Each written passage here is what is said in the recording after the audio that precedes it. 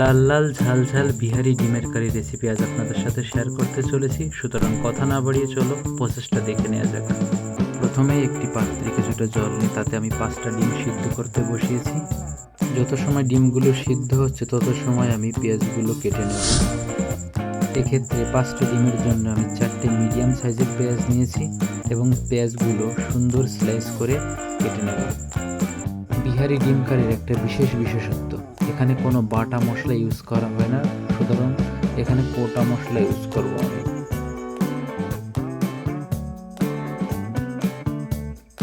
আমার পেঁয়াজগুলো কাটা হয়ে গেছে। এবার নিয়ে নেব একটা মিডিয়াম সাইজের রসুন, 2 ইঞ্চি আদা এবং 4-5টা কাঁচা লঙ্কা, এবং এই মশলাগুলো আমি হামাল দিস্তায় কুটে নেব। এদিকে আমার ডিমও সিদ্ধ হয়ে গেছে।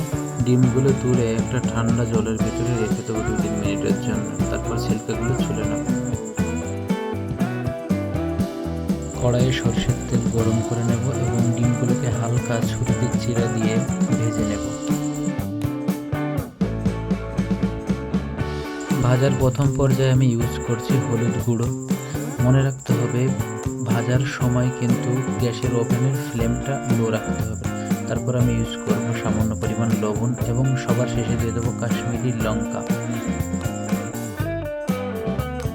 ডিমগুলো ভাজা হয়ে গেলে ওই কড়াইতে আমি দিয়ে দেবো সামান্য পরিমাণ তেল এবং তেলের ভিতরে দিয়ে দেবো ফোড়নে তেজপাতা, দারচিনি, এলাচ, লং এবং জিরে, এবং সবশেষে কেটে রাখা পেঁয়াজগুলো দিয়ে ভালো করে ভেজে নেব।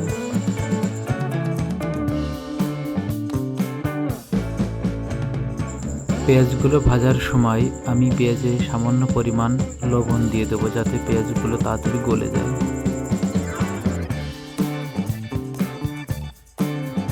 এরপর দিয়ে দেবো সামান্য পরিমাণ হলুদ গুঁড়ো।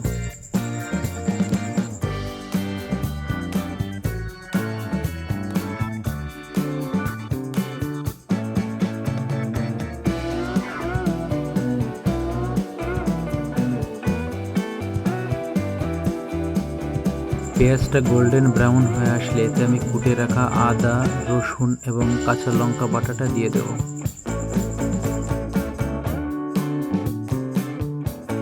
মশলাটা থেকে কাঁচা গন্ধ চলে গেলেই আমি দিয়ে দেবো 1 টেবিল চামচ জিরে গুঁড়ো, 1 টেবিল চামচ ধনে গুঁড়ো,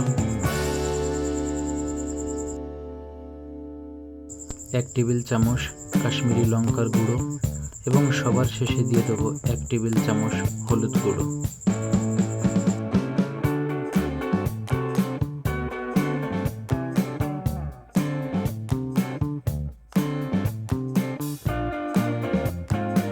মশলাগুলো এবার লো ফ্লেমে ভেজে নেব সুন্দর করে।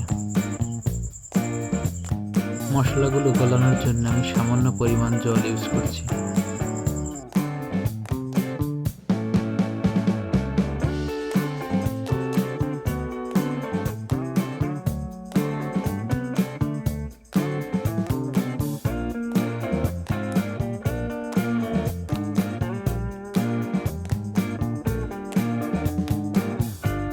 এবার গ্যাসের ফ্লেম মিডিয়াম করে নিয়ে মশলাটা কষাতে থাকবো। যখনই মশলা থেকে তেল ছাড়বে তখন আমি দিয়ে দেবো পরিমাণ মতো জল।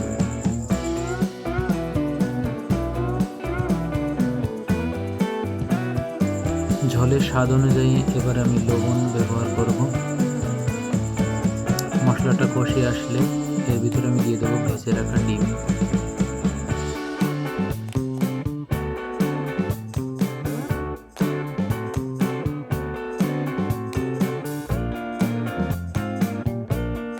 পাঁচ মিনিট হাই ফ্লেমে রান্না করার পর সবশেষে আমি দিয়ে দেবো গরম মশলার গুঁড়ো।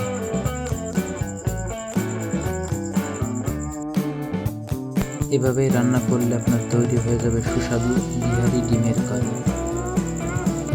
ভিডিওটা ভালো লাগলে অবশ্যই লাইক এবং শেয়ার করবেন এবং চ্যানেলে নতুন হলে অবশ্যই সাবস্ক্রাইব করবেন। সকলকে অনেক ধন্যবাদ।